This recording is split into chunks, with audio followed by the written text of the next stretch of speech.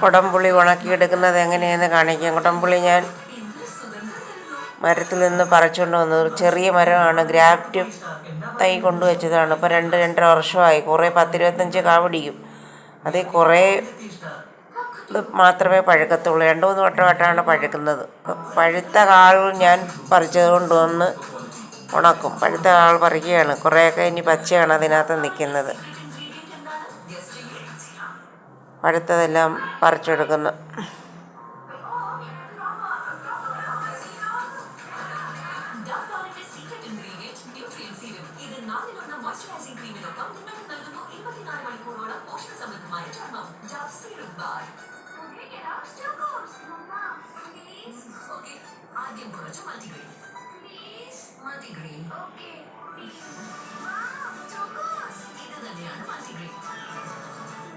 ഇത്രയും കാകൾ കിട്ടി, കുറച്ച് കാകൾ കിട്ടി. ഇനി അത് കൊണ്ടുവന്ന് കഴുകി വൃത്തിയാക്കി നമുക്കത് പിളർന്നെടുക്കാം. കഴുവനവും മണ്ണും ഒക്കെ മണ്ണ് പറ്റത്തില്ല എങ്കിലും പറിച്ചെടുത്ത കായല്ലേ, എന്നാലും കഴുകുക. വല്ല പുഴുക്കളും അണുക്കളും ഒക്കെ കയറിയല്ലോ എന്നും പറഞ്ഞ് കഴുകിയെടുക്കുക. കഴുകി വെള്ളം തോർത്തിയെടുത്തിട്ട്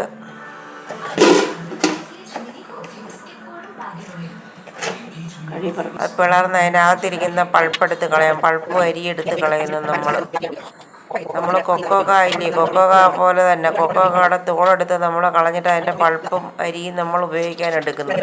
പക്ഷെ മറിച്ചാണിത്. ഇത് വളർന്ന് അതിൻ്റെ പൾപ്പും അരിയെടുത്ത് കളഞ്ഞിട്ട് അതിൻ്റെ തോടെടുക്കും. തോടാണ് നമ്മൾ പുളിയായിട്ട് ഉപയോഗിക്കുന്നത്. എന്നിട്ട് നമുക്കത് ഉണക്കിയെടുക്കുന്നത് എങ്ങനെയാണെന്ന് നോക്കാം. അതുകൊണ്ട് ഇതൊരു അടുപ്പാണ്. അടുപ്പിനകത്ത്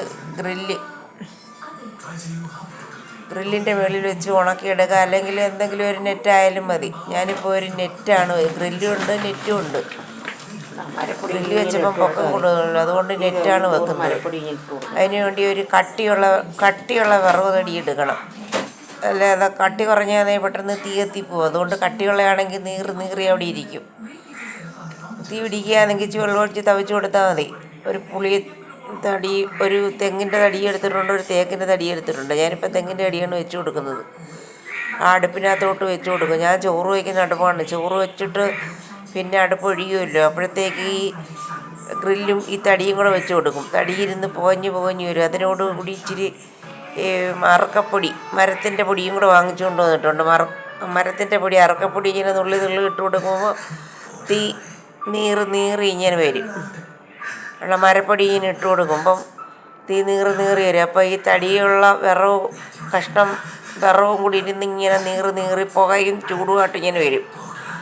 ഇതിൻ്റെ മുകളിലോട്ട് ഗ്രില്ലെടുത്ത് വെച്ച് കൊടുക്കും.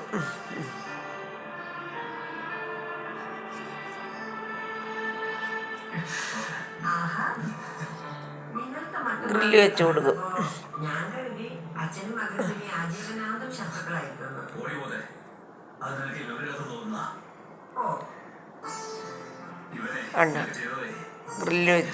ഗ്രില്ല് വെച്ച് കൊടുക്കും. ഒരു പാത്രമൊക്കെ വെക്കുന്ന ഒരു നെറ്റാണ്. അതിന് ഇച്ചിരി പൊക്കം കൂടുതലല്ല, അത് നമുക്ക് വേണ്ട. അതിനെക്കാട്ടി നല്ലത് നെറ്റ് മാത്രം വെക്കുന്നതാണ് നല്ലത്. നെറ്റ് വെക്കുമ്പം കൂടുതൽ പൊക്കം വരത്തില്ല. അഥവാ പൊക്കം വേണമെങ്കിൽ ഒരു ഓടോ ഒരു ചുടുകട്ടയെടുത്ത് അപ്പുറം വെച്ച് കൊടുത്ത പൊക്കം കിട്ടും. എന്തുകൊണ്ട് നെറ്റ് അങ്ങോട്ട് വെച്ചിട്ട് ഇനി അതിൻ്റെ മുകളിൽ ഇച്ചിരി അറക്കപ്പൊടി ഇട്ട് കൊടുക്കുന്നു. ആ വിറവിൻ്റെ മുകളിൽ ഇച്ചിരി അറക്കപ്പൊടി ഇടുമ്പോഴത്തേക്ക് നീറി ഇങ്ങനെ തീ ഉണ്ടായിക്കൊണ്ടേയിരിക്കും, ചൂട് കൊണ്ടിക്കൊണ്ടിരിക്കും. ആ അടുപ്പിൻ്റെ മുകളിൽ ഒരു നെറ്റ് വെക്കും. നെറ്റ് വെച്ചിട്ട് ആ നെറ്റിൻ്റെ മുകളിൽ ഈ പുളികളെല്ലാം പറക്കി ഇങ്ങനെ നിരത്തി വെച്ച് കൊടുക്കുന്നു. അപ്പോൾ എപ്പോഴും ഇങ്ങനെ ചൂട് കിട്ടിക്കൊണ്ടേയിരിക്കും. പൊടി നീറുന്നതനുസരിച്ച് ചൂട് കിട്ടിക്കൊണ്ടേയിരിക്കും. പൊടി നീറി വരും. കഴിയുമ്പം നമ്മൾ ഇടയ്ക്കിടയ്ക്ക് വന്ന് ചിരിച്ച് പൊടി നുള്ളി അടുപ്പിലോട്ടിട്ട് കൊടുത്താൽ നീറി ചൂടിങ്ങനെ അടിച്ചുകൊണ്ടേയിരിക്കും. എന്നിട്ട് എപ്പോഴും ചൂട് കിട്ടും. അവിടെ ഇരുന്നുണങ്ങും. ആ പുളി മലർത്തിയാണ് പറക്കി വയ്ക്കുന്നത്. മലർത്തി വയ്ക്കുമ്പോൾ അത് ചൂട് അടിയിലടിക്കുമ്പോൾ അതിൻ്റെ വെള്ളമെല്ലാം ബാഷ്പീകരിച്ചങ്ങ് പോവും. കമത്തി വയ്ക്കുകയാണെങ്കിൽ അതിൻ്റെ പുകയെല്ലാം കൂടെ അതിനകത്ത് നിന്ന് കറ അതിനകത്ത് പിടിക്കും. പുകക്കറ എല്ലാം കൂടെ അതിനകത്ത് പിടിക്കും. മലത്തി വെച്ചാൽ പുകക്കറ പിടിക്കത്തില്ല. ഇതെല്ലാം കൂടെ അങ്ങ് ബാഷ്പീകരിച്ച് പോവും, വെള്ളം ഈർപ്പവും എല്ലാം കൂടെ. അങ്ങനെ വെച്ച് ഇതുപോലെ വെച്ചാൽ നമുക്ക് കുടംപുളി പെട്ടെന്ന് ഉണക്കിയെടുക്കാം. എത്ര മഴയായാലും ഉണക്കിയെടുക്കാം. ഇതിന് മുമ്പ് ഞാൻ വെച്ചിരുന്ന് ഉണക്കിയ പുളിയാണ് കണ്ട, നല്ലതുപോലെ ഉണങ്ങി വന്ന് കണ്ട. ഇനി നമുക്ക് ഉപ്പും വെളിച്ചെണ്ണയൊക്കെ ചേർത്തിട്ടാൽ മതി. എന്നാലും ഒന്നും കൂടെ ഉണക്കണം. എല്ലാം കൂടെ ഒരുമിച്ചാവട്ടെ, നേരത്തേക്ക് വെക്കാം. ഉപ്പും വെളിച്ചെണ്ണയും കൂടെ ഒഴിച്ച് വെക്കുമ്പോഴത്തേക്ക് നല്ലതായിരിക്കും പുളി. എന്നിട്ട് ഉണക്കണം. ഇതുപോലെ നിങ്ങളും ഒന്ന് ഉണക്കി നോക്കെ.